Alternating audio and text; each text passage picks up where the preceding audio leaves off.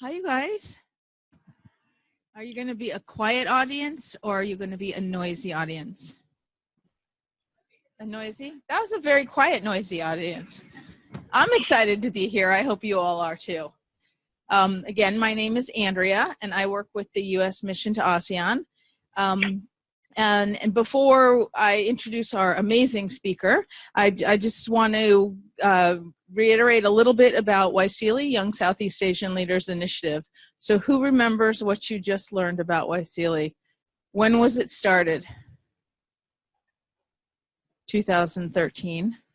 And who started it? Where was it started? You guys know? Who started it at the White House? It was Right. So the whole idea is to strengthen leadership development and networking throughout the whole region of Southeast Asia. So it's a great opportunity for you to get to know and work with your colleagues, your counterparts in the other 9 ASEAN countries. So it is an ASEAN-wide program, and it offers opportunities to go on exchange programs, get seed funding for grants and projects, and as I said, a great way to meet folks from a lot of other countries all around the region. So it has, we've got more than 85,000 participants now. So it's a great group of folks to tap into. So let's move on to this digital speaker series. This is the second in the series. Last week, we had a discussion about the green generation, and we had live events at the Lincoln Center in Sarawak, Malaysia, and here at America. And you guys are participating in the second digital speaker series, and we're going to talk about entrepreneurship with Leanna Archer. So Leanna is the 20-year-old CEO. Yes, I said 20 years old. And yes, I said Chief Executive Officer. And she started her own business by bottling and selling hair pomade from her great-grandmother's secret recipe since she was 9 years old. Yeah.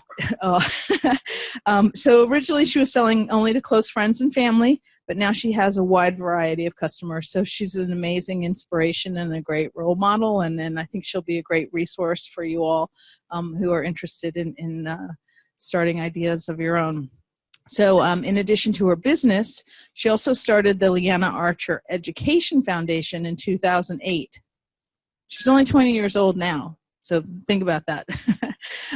So the mission is to help build schools and safe learning environments for underprivileged children in Haiti. So I really want to make sure you guys take full advantage of this opportunity to interact with her and ask her all the questions that you might have about how she's accomplished all these things. So tonight we're live in 3 places. We're live at the Jefferson Center in Mandalay, Myanmar.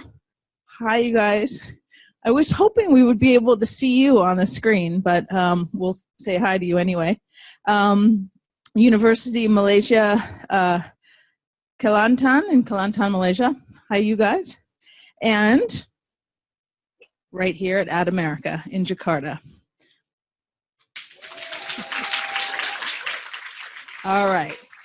So this event is also being live streamed on the YSEALI Facebook property. So online members, you can ask your questions there and also generate discussion. Hopefully we'll have a lively discussion following the presentation, and you all can engage via the Facebook stream.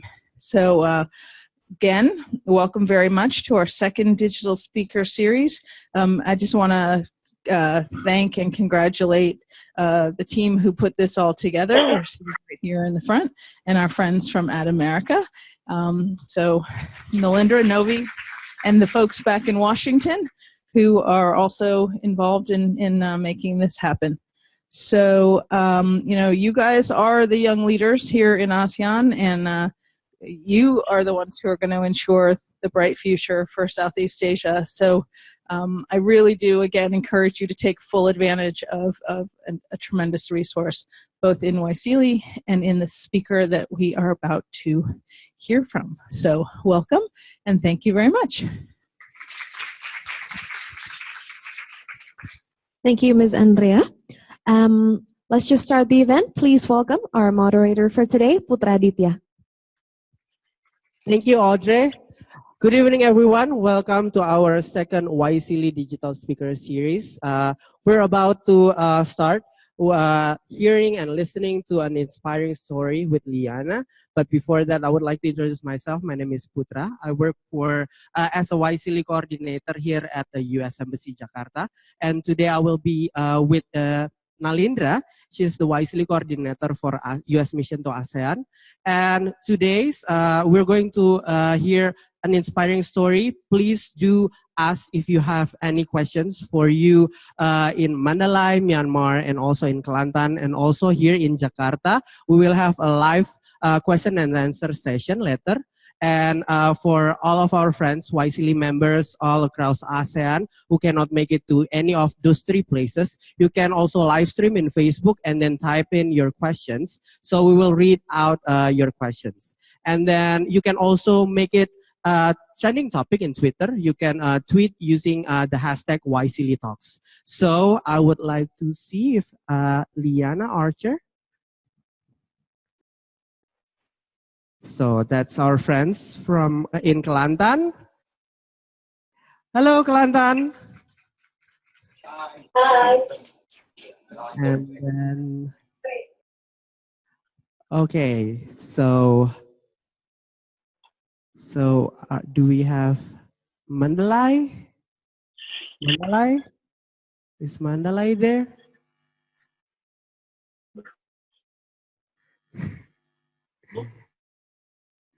Okay, yes.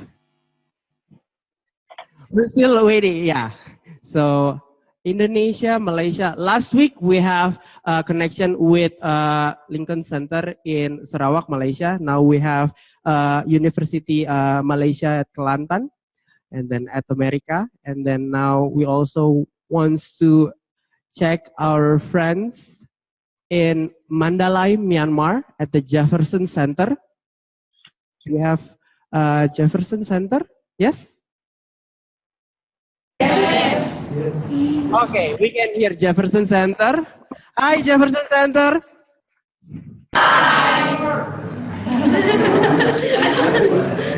Get connected with our fellow ASEAN citizens. And now, Liana.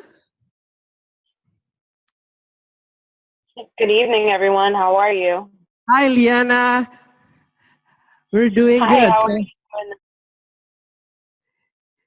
yeah, so Liana is online from New York, right? How are you, Liana? I'm doing great. Thank you. Very excited to be your speaker for this evening. So without further ado, the time is yours. Please share your inspiring story. Please welcome Liana Archer. Thank you. Well, as I mentioned before, I'm very excited to be your speaker this evening. Thank you for the introduction. My name is Liana Archer. I am 20 years old. I'm the CEO of Liana's Essentials, which is an all-natural hair and body care product company. And I'm in business now for 11 years. So I started my company at the age of 9. I began this company with a homemade recipe for a hair pomade by my great-grandmother, who's originally from Haiti. That's where my family's from.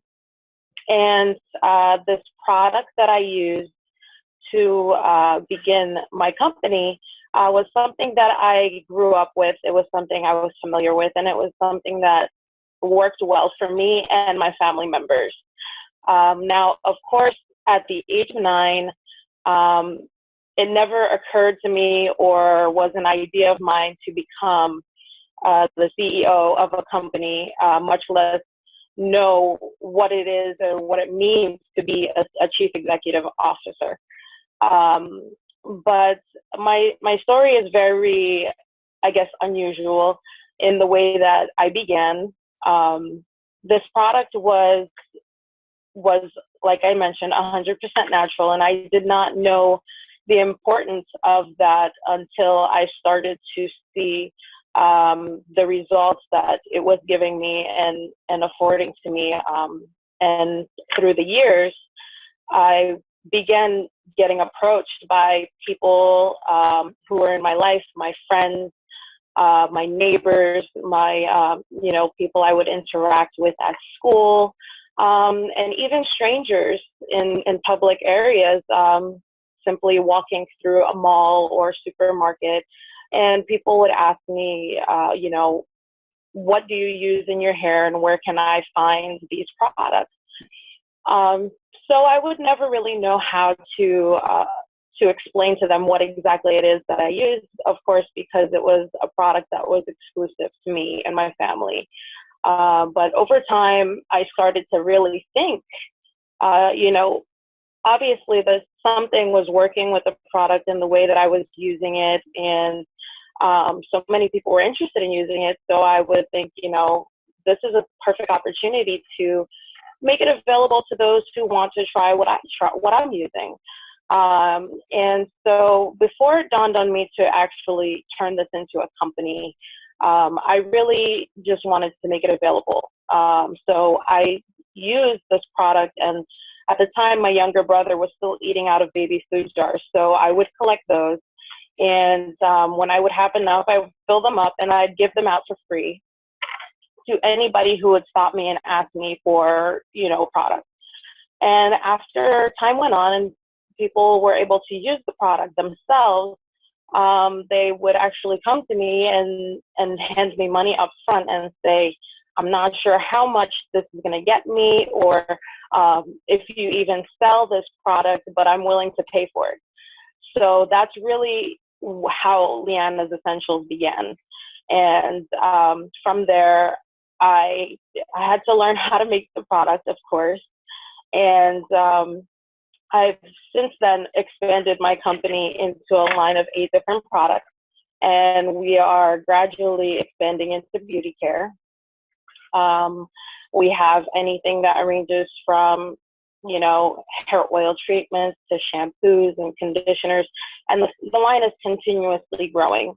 I've gone from selling locally in Long Island, New York, where I'm from and where I'm based out of, to selling my products in over 80 different countries. So now in the 11 years that, I've been in business, I did not have any professional training. I did not go to school for a business degree, obviously, at the age of 9. A lot of my business techniques and marketing tools and strategies were self-taught and learned from those who have preceded me. So I am in a very unique situation.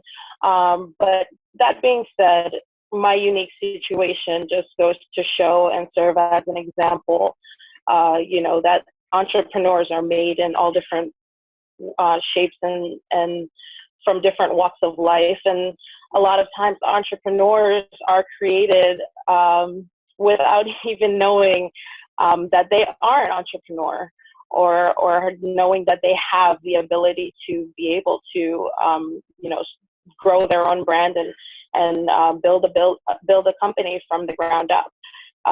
So I'm here today to be able to share those experiences with you and really give you the opportunity to ask me questions, from anything from, how I started. And I'm sure you guys have lots of questions. So I will definitely leave that open to you all to really, delve deep and look for questions. There are a lot of questions that you can ask. I won't elaborate too much so that you guys can ask any questions that you may have.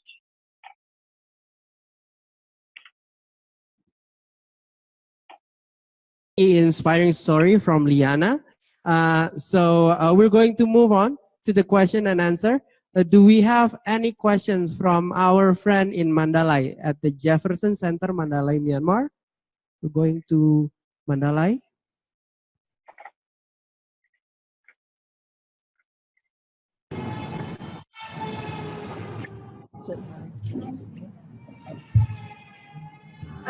Can I see the paper bag?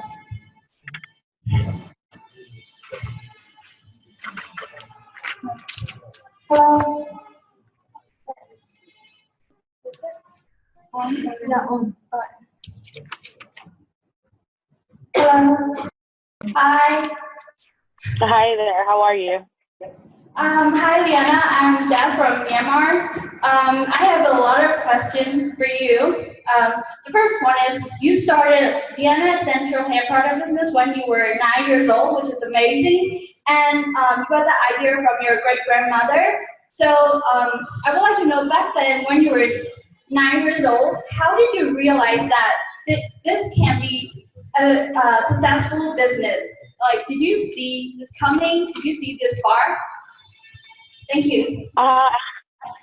That's a really great question. And to be honest with you, absolutely not. I did not know that, I would turn this into a business, much less develop a line of products following the original product given to me by my great-grandmother. For me, it was really, I saw a need for a product that a lot of people were interested in, and for me it was just a matter of making it available for them. I did not know where that was going to go. I didn't know if they were going to try the product and move forward from that, or never hear from them again. I just wanted to give them the opportunity to try it. And I guess the product spoke for itself and really was delivering the results that I was seeing on my own hair. And that was enough for me to move forward, and it's kind of hard to say no, when you provide somebody with a product that they like. It's hard to deny them, access to having more, especially if they're so enthusiastic about it. So that for me was the main reason why I decided to move forward. I had no idea if this was going to be a lemonade stand type of business and eventually dissolve within a couple of months, or this was going to be something that I do occasionally as a hobby. But what would happen is that, when I was finally able to make the product available to them, they would, tell their sisters and their cousins about it, their friends across the country about it. And once I got my website set up to accept orders, I started selling locally and then eventually selling across the country. And it's really just been word of mouth that's been keeping my business going, because that's the only way they'd be able to find out about me from a small town in Long Island. Okay, thank you, Liana. That's how it started. So she didn't really realize that how far it goes back then when she was starting the business. But look at her now, being one of the youngest CEO at 20 years old. She started the business at 9. So do you have any other question at Jefferson Center in Mandalay? Yes, we do. Yes, we do. Hi, Liana. I'm Nan. Hi, how are you? Hi, I'm great. I just want to know, what challenges, especially for you, did you face? Because you started out very young. Did people dismiss you at very young? Or what kind of business partner did treat you? And did people? What did you do when you faced those kind of challenges? Thank you. Okay, I just want to make sure I heard the question correctly. You're asking what kinds of challenges I faced at a young age and becoming the CEO of the company, correct? Yes. Yes. Well, obviously, one of the challenges that I faced, my age was a big disadvantage for me. Child entrepreneurship has really grown into something that is not so taboo, so to speak, especially here in the United States. It's a growing phenomenon. But when I started back in 2004, 2005, being a child entrepreneur was very unheard of. And it was very hard for, I guess, our society to see a child capable of being the CEO of their own company, but people didn't really realize that little businesses that any child would have, whether it's selling cupcakes in their school or in our culture, we sometimes our schools provide us with like chocolate bars and encourage us to go door to door and sell these chocolate bars or start lemonade stands when we have yard sales. And I guess at the time they didn't realize that they were instilling these entrepreneurial values within us. And though it may not be a registered legal business, so to speak, because it's such a small scale, we were all CEOs in one way, shape, or form. And when I came out as a child CEO of a company, that was actually, making product and shipping product across the country, it was very hard for people to wrap their mind around it because it was unheard of. And, new things are always hard to grasp. So I would say that was probably one of my biggest challenges was, getting people to really realize that, once I started to move forward with this business, that it was something that I was dedicated to. A lot of people thought that, I wouldn't stick with it very long. And even myself, I didn't think I would stick with it very long. It's just the way that, my life has played out, that's how it happened. But in the beginning, it was really just a matter of getting people to realize, that I meant business as much as any CEO. At the end of the day, my motivation was to prove to everyone that I could run a business and that, even though my age was a disadvantage, I did not have any proper training, so to speak. I did not go to school for business. I wasn't taught how to be an entrepreneur. I was still able to run a business and make it a lucrative business and still learn as I go. That was one of my biggest challenges. Thank you, Liana. So Liana brought up one very important point that actually in every country, in every culture, we've been taught with with entrepreneurial skills since such a young age. Like everywhere, I believe in the world that we know like someone knocking on your door and then selling chocolates for some fundraising or like yard sale or like a lemonade stand. But not everyone really have the guts like Liana to start the business and make the business and then be the CEO, because like it's such a big deal, like making things into a legal terms and then shipping and then dealing with customers and all other parties, and then with the questioning that coming from your surrounding, even from yourself. Am I going to do this right? Am I going to do this for a long time or not, or something like that? But then it comes to your self-motivation, right, Liana? Right, absolutely, definitely. And any entrepreneur, I think the most important thing is to never be discouraged and always look for ways to motivate yourself, because it's very easy to doubt yourself. Most of the time when you go in as an entrepreneur, you have almost every audience you, and it's really what makes or breaks an entrepreneur is being able to push through those challenges and dig deep down within yourself and realize what your true potential is and push yourself to achieve that. Okay, that's another good. So do we have any other questions in Jefferson Center, Mandalay? Yes.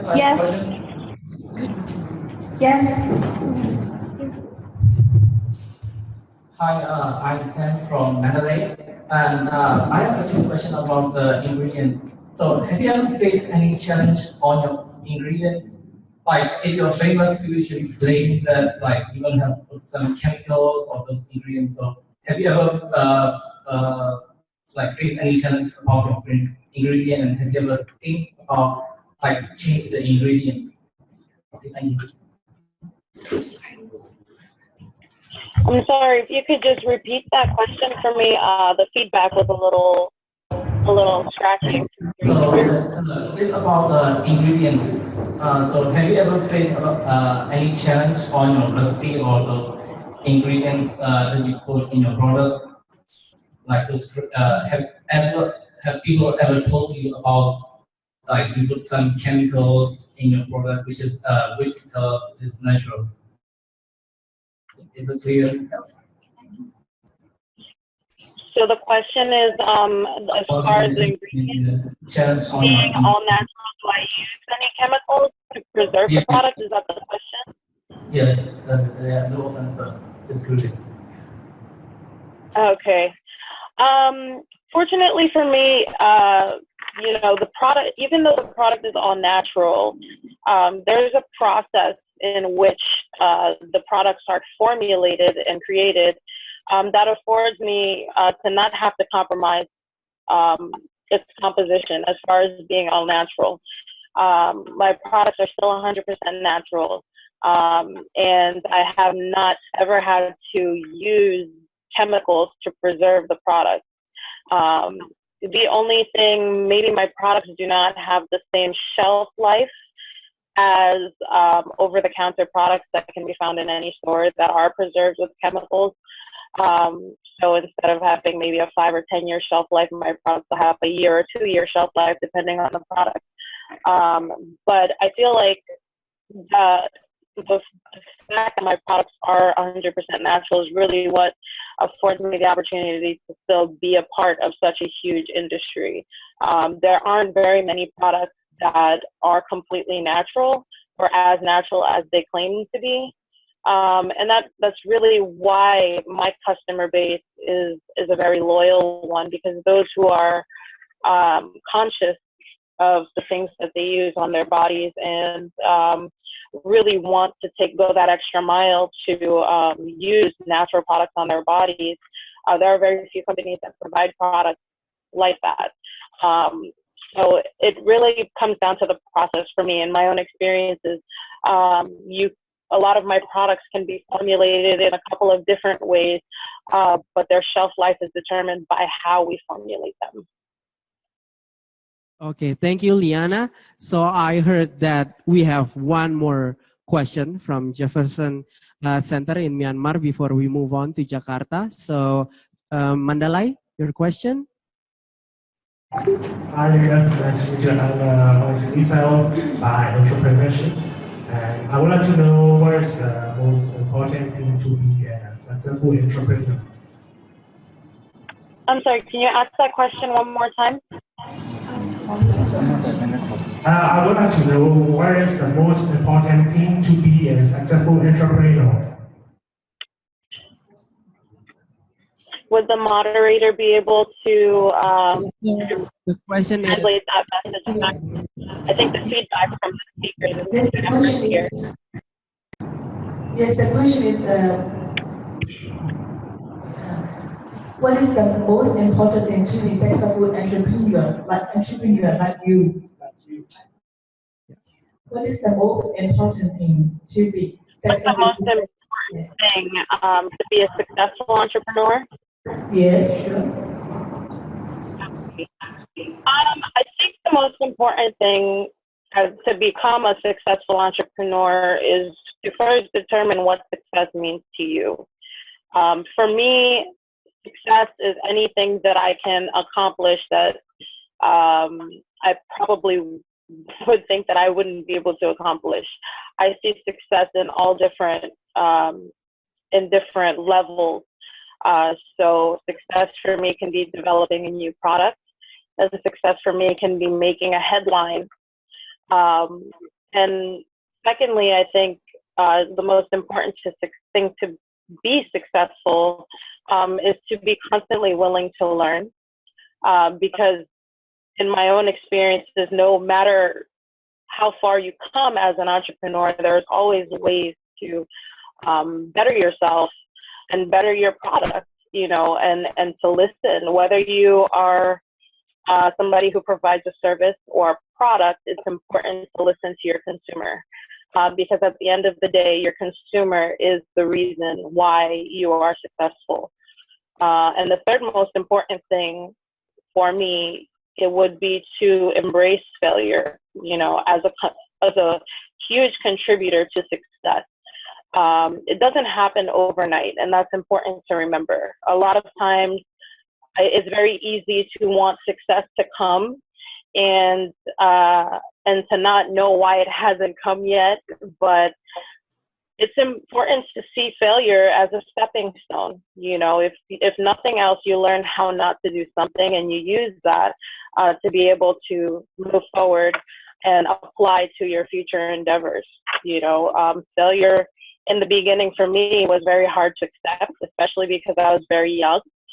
But as time went on, and I learned to keep myself motivated and stay ambitious, I learned that failure has to be one of my biggest contributors to success, because it allowed me to learn how not to do something.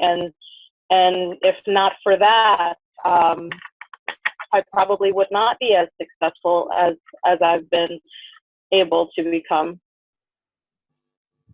Thank you, Liana. That's a really strong message. So to embrace failure, because no matter how far you go, if you can embrace failures, you can see and more respect the process more, and then you can keep going, so you can go further. So now we're going to move to Jakarta in Latin America. Do we have any questions to Liana? Any questions from Jakarta? No? You can ask anything. You can ask like, what do you want to do in the next couple of years, or what's your biggest dream actually, besides becoming the successful CEO? Any questions? Anything? Questions? That's okay. Like, you can ask everything, because like Liana is in the same age with you. I believe that you can relate things better with Liana. So maybe if you have been thinking about like wanting to do something, wants to start your own business, but like it's just in your mind, you haven't really implemented into action, and then how would you start that? Or how can you overcome the questioning of yourself? Because that's the biggest thing. Yes, we have one question down here.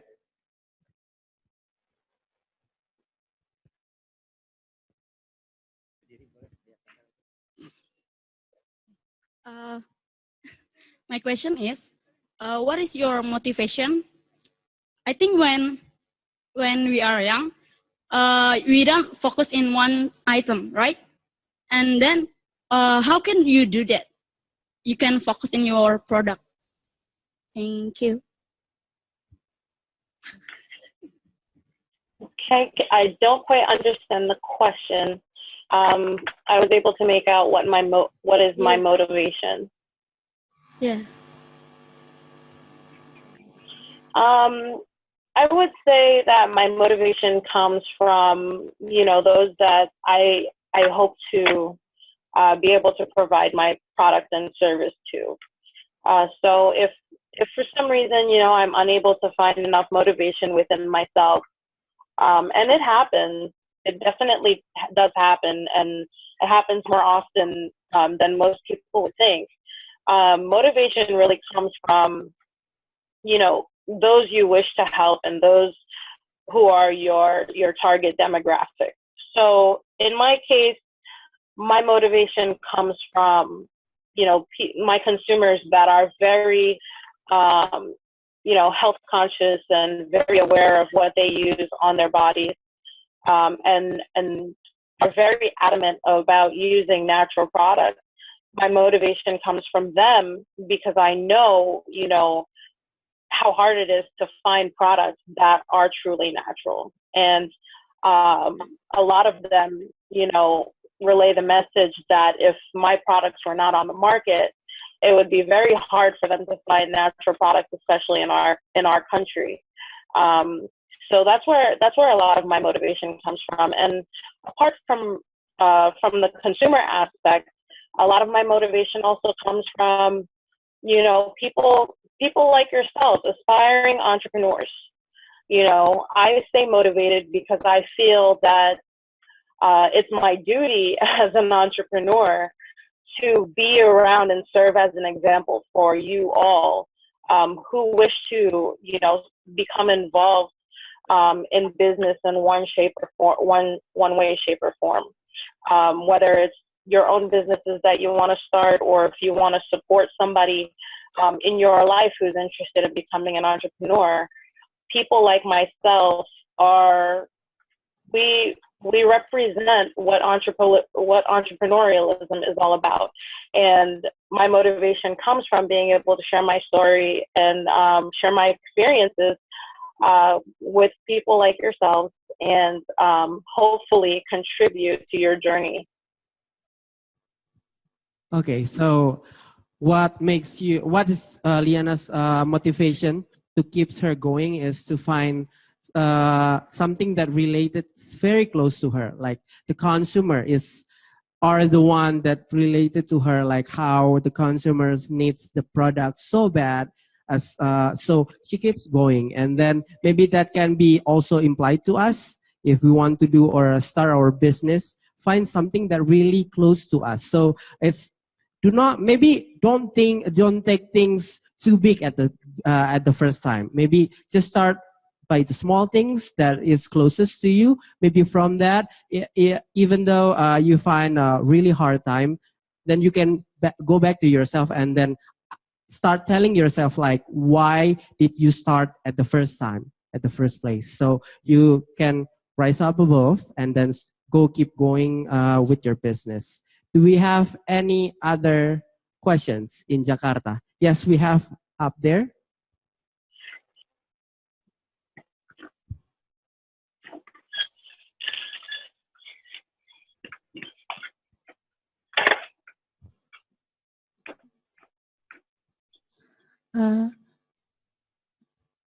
Hello, good evening, Liana. It's really nice to know you. My question is, do you really want to be an entrepreneur, or if you have another goal, what you really want to be? Thank you. Thank you so much for your question. I would have to say that I do want to be an entrepreneur. Even though it wasn't something that I had necessarily planned on doing, especially at such a young age, I've come to learn that, entrepreneurialism was within myself, all my life. And it's something that I've grown to love very much, especially to know, that I am able to build something from the ground up that's a huge success for me personally.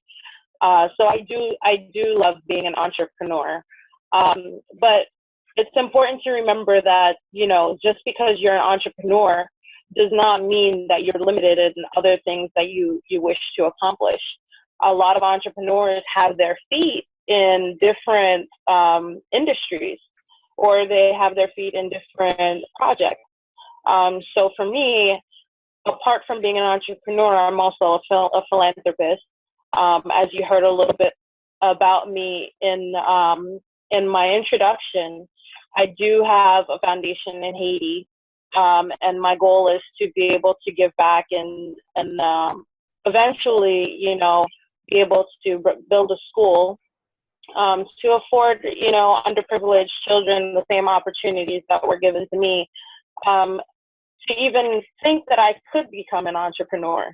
So there are a lot of different ways you can involve yourself, even as an entrepreneur, and maybe even being an entrepreneur will afford you the capital to be able to get involved in a lot of different, projects.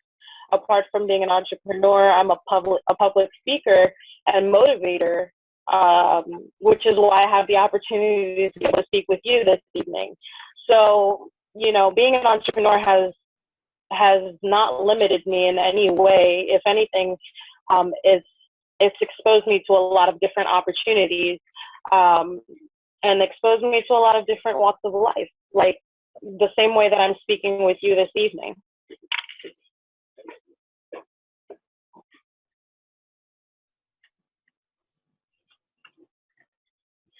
So Liana, related to this question, we have an online questions.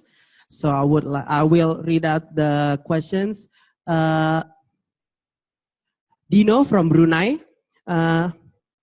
He is asking, what was the most important thing you needed to learn as a non-entrepreneur going into an entrepreneurship?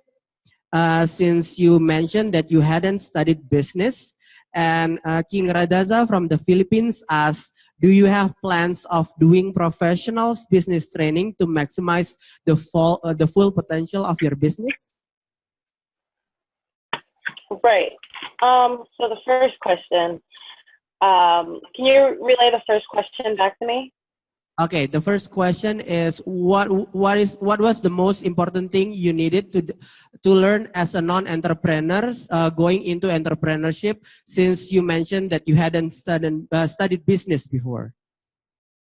Okay, so one of the most important things for me was being open to learning, especially because I did not have any training, as I mentioned.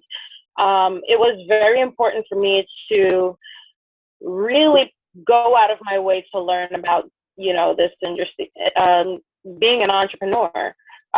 Anything that I could have learned about in school, in my high school or elementary school, was very, very vague in general. So I had to learn about the industry that I was coming into, and learning about what products were on the market, and being aware of what products were in demand, so that I can develop a line that can cater to people who were interested in my product. So that's from a personal standpoint, but I think in any entrepreneur that's up and coming should make it, once they decide, what business or what industry they would like to get involved in, to learn from your competitors. That I feel like that is one of the most important things. If you can save yourself any time by learning from people who have been there and done it all before, it can definitely work to your advantage, and maybe you can even use what you learn and be innovative and introduce a different concept on a certain topic as an entrepreneur. It's important to learn from your competitors. A lot of people think that they have to be completely different than their competitors, and that's not always the case. It's just a matter of making whatever your product is unique to your brand, and that can take you to great lengths. The second question, do I plan on furthering my education to have more of a deeper understanding about entrepreneurship and studying business? I don't know if I will ever, per se, go back to school as a full-time business major, if that's the question. But I am always looking for ways to learn and teach myself more about what it is to be an entrepreneur.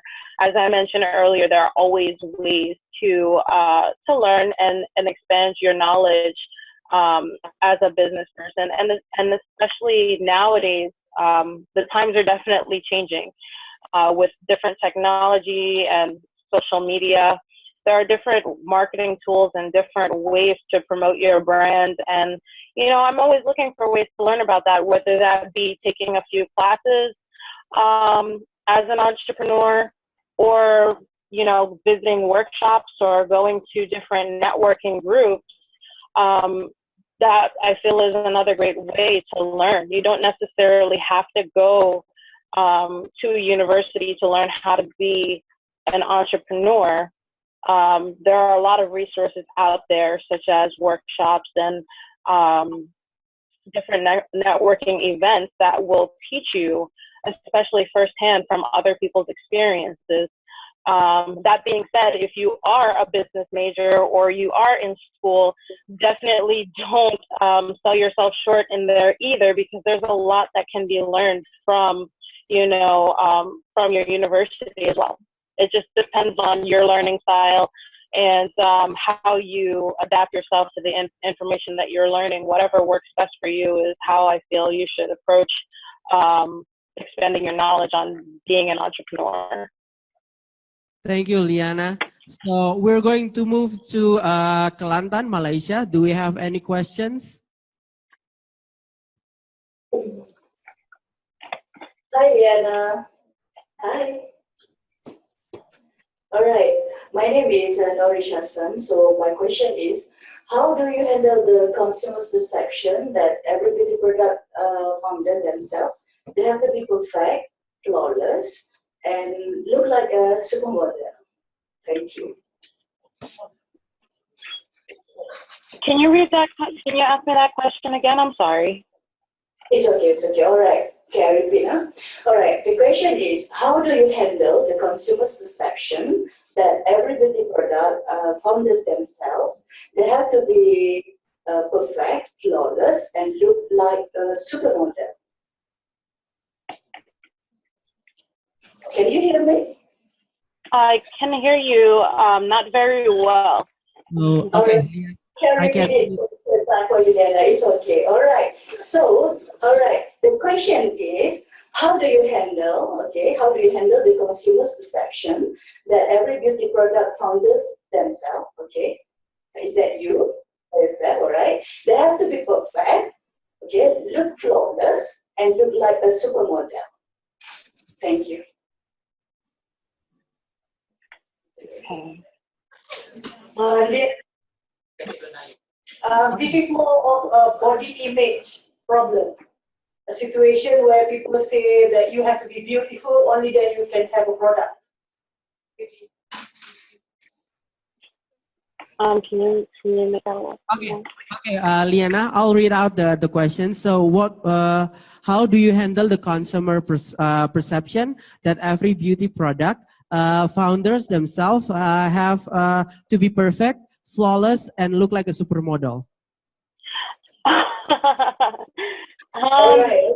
Means that you have to be completely perfect before you handle you own your own product. I mean, thank you. Right. Well, that's a great question, and I wish I was asked that question more to be honest. I feel that there's a lot of pressure in society to be perfect, and in reality there is no such thing. It's important to remember that. I think that it's important to be the best version of yourself that you can be, and whatever it is that you feel that you need to improve, whether it's who you are as a person, whether it's how you handle situations, whether it's how you learn. There are always ways to be a better person, and I feel like that's the most important thing. It's about who you are as a person and what you have to offer to those around you and your society, and to remember that there is no such thing as perfection. If there were, then our world would be a totally different place. It's a matter of focusing on yourself as a person. Society has taught us that our moral values are important and that our physical appearance is even more important. But unfortunately, that's just not how life works. And it's just important to stay true to yourself and what you feel is important and how that contributes to your society.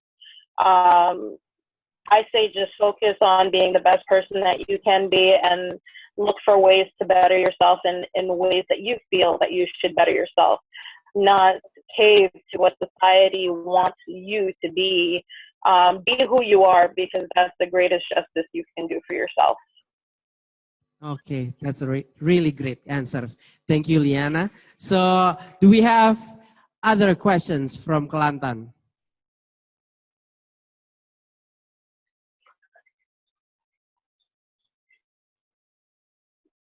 The first time I read your profile, the only word I can say is wow. By hook, by crook, I must communicate with this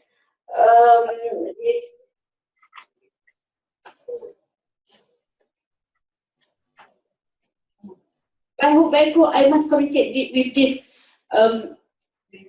amazing lady.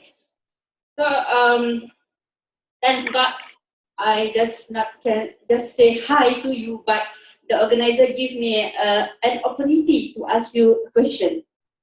So my question is, Liana, do you have many customers from Malaysia? Many customers where? From Malaysia. From Asia? Malaysia. Malaysia. Okay. I do have a good amount of customers in Malaysia, especially because in the past, I've had the opportunity to go to the University of Singapore, and I spoke at another event that they were having back in 2014. So that really opened my brand up to the Malaysian market. I find that my biggest, I guess, challenge is being able to provide the product to my Malaysian consumers at the best possible cost. And the reason being for that is really it comes down to the shipping cost. Being that you guys are all the way on the other side of the world, your shipping costs are definitely a lot higher than shipping locally or shipping to Europe. But we are working on ways. I'm always looking for ways to expand my market and looking for either consumers or those in the public market to pick up the product and make it available for my Malaysian consumers so that they don't have to order my product from overseas, and they'll have the opportunity to go to their local stores and purchase the product. Okay, so we do have Liana's product in ASEAN. So we're going to move on to the online questions. Farhana Zains from our Facebook audience asked, how did you get sufficient funds to start your business, especially with little influence in the market? Okay, so as I mentioned before, my situation is a little unique in that I did not have the intention of making this a business.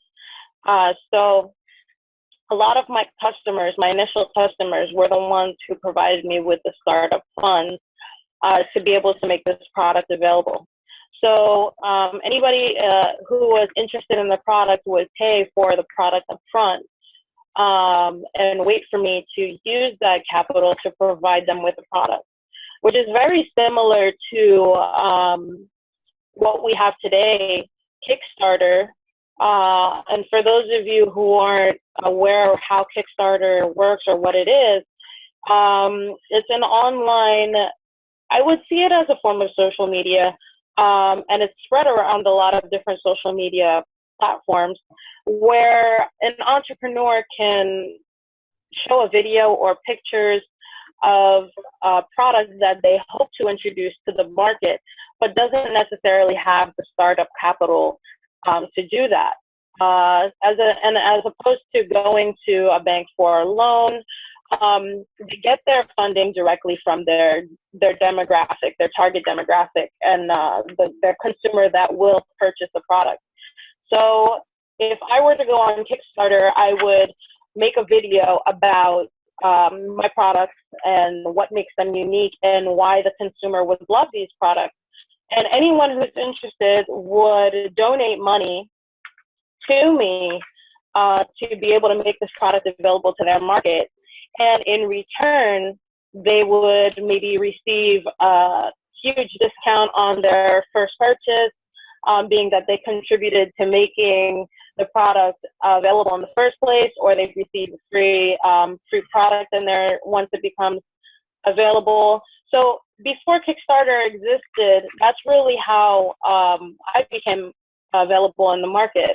My direct demographic, the people who like my product, and they actually got to try it before they purchased it, they were the ones who came to me and gave me the funding that I needed to be able to provide them with the product. Okay, that's question about the funds. So we have another question. John who is watching online from the Philippines. Since you started your business at the age of 9, what do you think is the best way to achieve long-term success? As I mentioned before, when it comes to long-term success, it's important to have long-term goals. A lot of things that you wish to accomplish may not necessarily be realistic for short term. A lot of my success has come over time with publicity, with marketing tactics, with people becoming more aware of who I am and how I came to be, and being aware of the products that I offer. It's important to just remain consistent and prepare yourself for a journey, because that's what it's going to be. No two journeys are ever the same.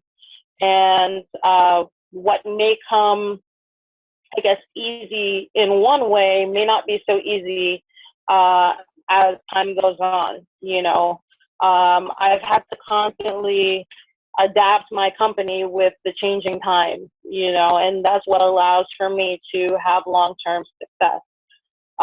If you are somebody who has an idea for an invention and you don't have an intentions of having long-term success, you're just looking for a larger company to purchase your product and you cash out,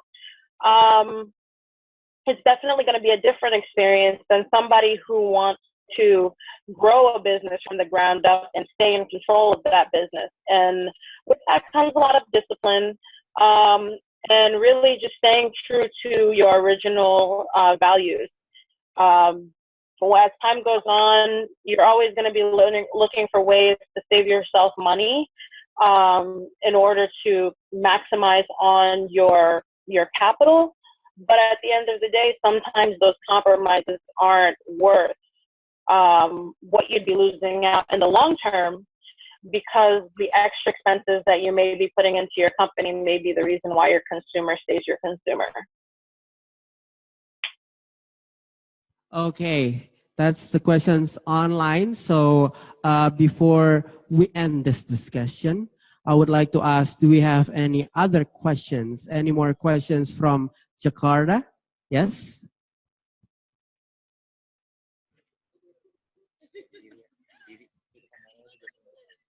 Hi, Eliana. Hi. I want to ask you one question. As a young entrepreneur, what is your biggest accomplishment too? Thank you. It's very hard for me to choose what my biggest accomplishment is, because I've had a lot of different stepping stones in my journey. I would have to say one of the biggest stepping stones that really gave me that big push to become more well-known and expose myself to a larger market would have to be one of my first biggest goals would be being the youngest person to ring the NASDAQ bell. NASDAQ is on our stock market, and I was able to ring the bell at 13. And to my knowledge, I don't think there's been anyone younger that's done that. So it created a lot of buzz at the time, and it really opened the door for a lot of child entrepreneurs to really show them how far they can come. You know, it's such a great honor to be able to open the stock market, and especially to be able to do it at such a young age when a lot of people are doubting your ability as an entrepreneur at such a young age. That really opened a lot of doors for me, because you know, I became exposed to a larger market, and people started to really realize that this was a long-term project for me. So that was probably one of my biggest stepping stones in my career. But since then, I've, you know, received a lot of great honors. You know, I've received a lot of awards, such as the 365 McDonald's Black Award 3 years ago now. So I've had a lot of great stepping stones and a lot of great successes. It's very hard for me to pick one. Okay, that's the questions from Jakarta. We have one last questions from Mandalay.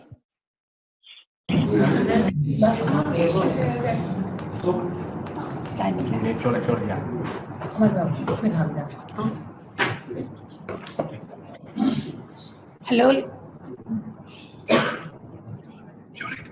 Hello, Liana. As a, your success impressed me a lot. As a teacher, I would like to know your opinion about the formal education and the idea about the business. What do you want to encourage the young children, whether they should try to get the formal education or to be the entrepreneur? Can you ask the question again? I'm sorry. Yes, I would like to know your opinion about I would like to know your opinion to encourage the youngster around the world, whether the young children, youngster should try the formal education or to try to get the idea to be the entrepreneur like you. You started your business 9 years old. So what do you want to encourage young children? Formal education or to try to get the idea to start the business? Right. I would say that, first of all, I serve as an example that it's not 100% necessary for a formal education in business to become an entrepreneur. I feel like entrepreneurship comes from within oneself. And if they have enough drive and motivation within themselves and they have a great idea or they're looking for a great idea, that they should stay very, consistent and to really focus on themselves and what they want to offer and to work for it. A lot of times people want success, but they're not willing to work for it. And it takes a lot to be an entrepreneur. I myself, even as far as I've come today, I'm still on a journey. And some nights I don't sleep. Some days I work so hard that I forget to eat. But it really just comes down to the love that you have for what it is that you want to do and how much you're willing to put into it. I think that formal education is extremely important. It is, and it really will help to shape a person into who they become as a person and to have an overall knowledge of, the world that we live in and use what they learn to apply to their entrepreneurial efforts. But that being said, if for some reason those opportunities are not afforded to that person, it shouldn't be a reason for them not to pursue entrepreneurship. It really comes down to the person's capabilities and what they feel is important to them, and what's available to them, and how they wish to use that to apply to their entrepreneurial efforts. But at the end of the day, the sky's the limit, and it really comes down to your motivation and drive to push yourself beyond your own limits to be successful. Okay, thank you, Liana. So before we close this inspiring discussion, do you have any closing remarks? I think last but not least, I really want to remind, and I feel like that was a great question to end this segment. It really is true when they say that, there is nothing that is impossible. A lot of things that seem impossible are only impossible because they haven't been done yet. And in my instance, I'm sure child entrepreneurship existed before I became a child entrepreneur myself. The only difference I would say maybe is that I was one of the child entrepreneurs that really got exposed in the media and have the opportunity to push forward. And maybe one of the few child entrepreneurs that are still an entrepreneur even out of my childhood. You know, and it's important to remember that no matter how young or old you are, the opportunities are endless. We are in a world that is constantly developing, and there's always room for, you know, for new things to come. You know, what may not have existed or been a thought maybe 3 months ago may come out with the newest invention, you know, and that opens a whole other market for greatness. And it's really just how do you tap into, you know, the veins of our society, and how do you make yourself a part of our developing world? Entrepreneurs come from all walks of life, and maybe your first entrepreneurship, your entrepreneurial endeavor may not work out for you, or maybe you may choose that you don't want to be a part of that industry anymore, but that does not make you a failure. It just teaches you about yourself and what you want to do. If being an entrepreneur is really who you are and who you feel that you need to be, whether your first, I guess, endeavor works out for you or not, there are always ways for you to still be an entrepreneur and apply yourself in other industries and markets. It may not always work out on your first try. It's just a matter of being consistent, remaining true to who you are, and putting yourself out there, because you never know when your next opportunity is going to come knocking. Okay, thank you so much, Liana, for a very great and inspiring discussion tonight. So for those of you who already have ideas, what do you want to do after this, or you just like got the courage more to start the business that you've been thinking that you want to do, maybe after this you can start planning it and then put that into action, so you can be like Liana, a young successful entrepreneurship, because like she said, entrepreneurs come from all path of life, so you can be a successful if you want to try it. So you work for your success. So for those of you who still have questions about funds and everything, you can also check on our website in Wisely, because we have what we call Sit for the Future, where it's a competition for your projects. Every year, we will select a project proposal from all around ASEAN countries. So if you win the competition, you will get a fund to do your project. So if you want to start doing your project, start your proposal, and you can join our competition later. You can always check on our website in Wisely. So thank you, Liana, once again for joining us. Thank you so much for having me. It was a pleasure speaking with you all this evening, and thank you so much for your questions. They were all important and all essential to be able to apply yourselves and become your own entrepreneurs. So thank you so much.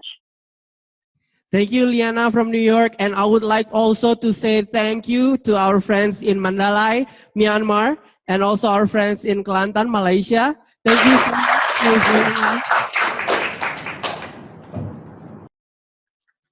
Thank you so much, everyone. I will live stream this event and then ask your question online. And thank you, everyone who came to At America. So that's it for tonight. And keep update for more information about Wisely in our website. I will go to our MC, Audrey.